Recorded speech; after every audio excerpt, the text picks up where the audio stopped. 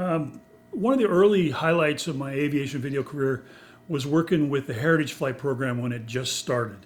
And my friend, again, I talk about John York, Screech, the F-15 pilot. After working with him, he gave a guy by the name of Ed Shipley my name and said, "This guy's your guy for onboard cameras." Well, at the time, they were developing the Heritage Flight Program.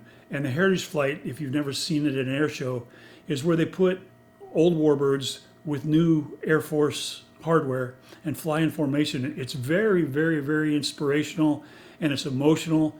And watch the flights. It's beautiful. It's poetry in motion watching the Heritage flights. All different combinations.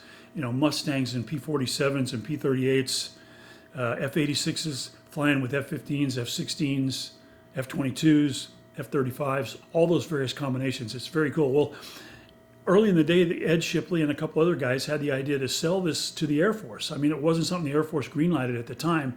And Ed decided the only way he could really do this was to film it, put together a video. So he hired me sight unseen, never met me, but he hired me on a recommendation. And I met him at Reno Air Races. And it was going to be John York flying the F-15, and two P-51 pilots happened to be Bill Anders and Frank Borman. Apollo 8 astronauts. Again, a couple of my childhood heroes. I mean, as a kid, I remember when Apollo 8 orbited the moon on Christmas Eve, and those guys read from the book of Genesis. Very, very influential for a little Catholic guy who grew up in the Catholic Church and was an altar boy and stuff. And here these guys are, my heroes. And the space program was huge for me. I mean, I built all of the models. I knew everything about how the Apollo and before that Gemini and before that Mercury. I knew how all that worked, and I was just totally enamored by the space program. So here I am years later, 30, 35 years later, I'm working with two of my childhood heroes putting cameras in their airplanes. It was quite amazing. The event went well, got a lot of great footage over a 3 days period of time. Ed was able to build a very dramatic video that sold the Air Force on the Heritage Program. And to this day, the Heritage Program still is in existence at major air shows. Just about every air show, you'll have at least one warbird and one new Air Force jet flying in the formation.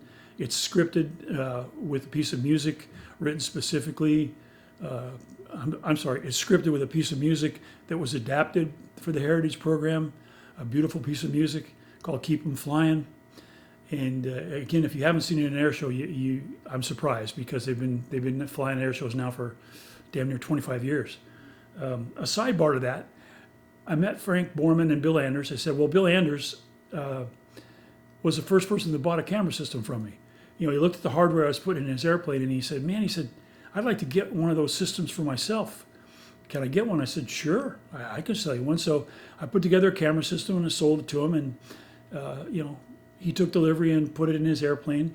And I'm home one day. This is like 10 months later. I'm home on a Saturday, still got the landline as my primary form of communication. And it rings on a Saturday morning, and I pick it up, and it's General Anders on the phone.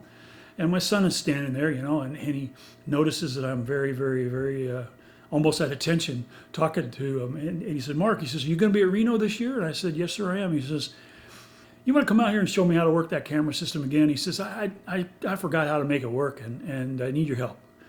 I said, yes, sir, I'd be glad to. And I hung up the phone, and I turned and looked at my son, and I said, an Apollo astronaut just called me and asked me to help him program his VCR. and my son just kind of looked at me. I said, basically, it's kind of like that. So it's a little more complicated, but I'm going to be working with my friend Bill Anders again. And every time we see each other in an aviation event, we're sure to shake hands and talk. And again, my childhood hero, who I had the privilege and honor of working with later on in life, it doesn't get any better than that. Not long after I recorded this segment, we lost General Anders in a tragic accident. As I talked about in that piece, General Anders was part of the Apollo 8 crew, the first men to leave the gravitational field of the Earth.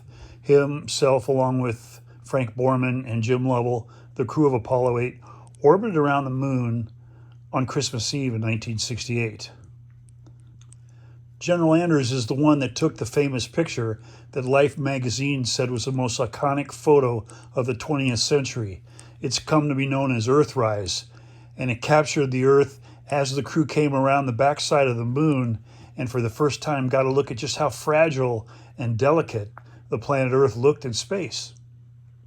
As I said, General Andrews had a profound effect on my life way before I knew him, and later on in life working with him in the Heritage Flight Program and other aviation events, Reno Air Races. He gave me a signed copy of Earthrise, which is one of my prized possessions. As the general was quoted as saying, "We came all this way to explore the moon, and we discovered the Earth." Tailwinds and blue skies, General. You will be missed.